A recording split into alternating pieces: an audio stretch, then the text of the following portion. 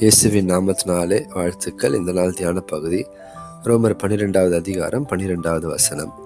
நம்பிக்கையிலே சந்தோஷமாயிருங்கள், உபத்திரவத்திலே பொறுமையாயிருங்கள், ஜெபத்திலே உறுதியாய் தரித்திருங்கள்.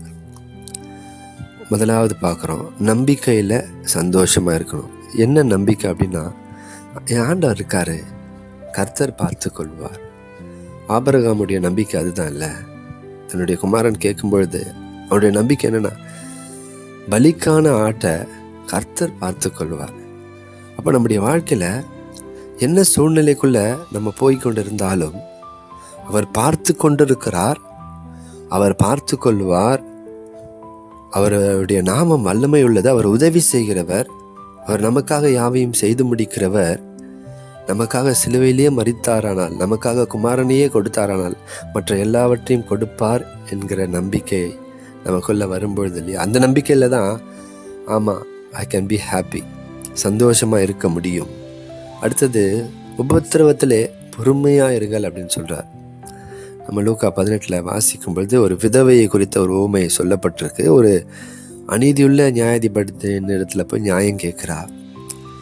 அவள் திரும்ப திரும்ப அவனை வருத்திக் கொள்வது நிமித்தம் அந்த நியாயாதிபதியே இல்லை, அவளுக்கு நியாயம் செய்ய தீர்மானம் செய்கிறான்.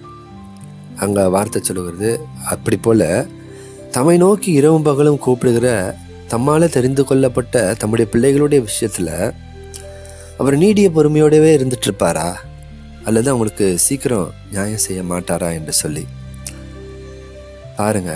உபத்திரவத்தில் நம்ம பொறுமையாக இருக்கணும். ஏன் அப்படின்னா, நமக்காக ஆண்டவர் ஒர்க் பண்ணிக்கிட்டு இருக்கிறாருங்க, அவர் செயல்பட்டு கொண்டு இருக்கிறார். அதுதான் உண்மையான நம்பிக்கை. கர்த்தர் செயல்படுறாரு. என் சூழ்நிலை என்னமோ இப்படி சுற்றி நெருக்கப்பட்டு தான் இருக்குது, ஆனால் எனக்கு ஒரு தெய்வம் உண்டு, எனக்கு ஒரு ஆண்டு இருக்கார், அவர் எனக்காக செயல்பட்டு கொண்டிருக்கிறார் என்பது ஒரு நம்பிக்கை. அதில் சந்தோஷமும், அந்த உபத்திரவத்தில் நம்ம பொறுமையுமாக இருக்கணும். இறுதியாக சொல்லுகிறது, ஜெபத்திலே உறுதியாய் தரித்திருங்கள்.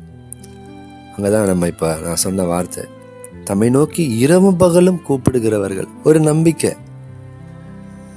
அந்த நம்பிக்கையில் அவங்க தொடர்ந்து ஆண்டவர் இடத்துல ஜெபித்து கொண்டே இருக்கிறாங்க, ஜெபத்தில் உறுதியாய் தரித்திருக்கிறாங்க. ஸோ ஜெபம் மாத்திரம் இல்லை, நிச்சயமாக ஒரு பெரிய மாற்றத்தை கொண்டு வரும். அவர் நம்முடைய ஜெபத்தை மாத்திரம் ஒரு நாளும் தள்ள மாட்டார். நம்ம ஆண்டவர்கிட்ட ஜெபிக்கிறோம் அப்படின்றனாவே அதனுடைய அர்த்தம் என்ன அப்படின்னா, நம்ம அந்த காரியத்தின் மேலே இன்னும் விசுவாசம் உள்ளவர்களாய் இருக்கிறோம். அல்லேலூயா. நிறைய நேரத்தில் நான் என் வாழ்க்கையில் அனுபவிச்சிருக்கிறேன். ரொம்ப சோர்வான நேரத்தில், துக்கமான நேரத்தில், துயரமான நேரத்தில் ஜெபிக்கும் பொழுது இல்லை, கர்த்தர் அந்த இருதயத்தினுடைய பாரங்களை எடுத்து போட்டு ஒரு மன ஆறுதலை கொடுப்பார். அவர் நம்மை விசாரிக்கிற தேவனாய் இருக்கிறார். ஜெபிக்கிற மனுஷனுக்கு எல்லாமே நன்மையாய் நடக்கும். ஆகையினால நம் நம்பிக்கையில் சந்தோஷமாக இருப்போம். உபத்திரவத்தில் பொறுமையாக இருங்க, ஜெபத்தில் உறுதியாய் தரித்திருப்போம். கர்த்தர் நம்மை நிச்சயமாக ஆசீர்வதிப்பார், பதில் செய்வார், நியாயம் செய்வார், நன்மை செய்வார், எல்லாவற்றிற்கும் ஒரு முடிவை கொண்டு வருவார். கர்த்தர் தாமே உங்களை ஆசீர்வதிப்பாராக. ஆமேன், ஆமேன்.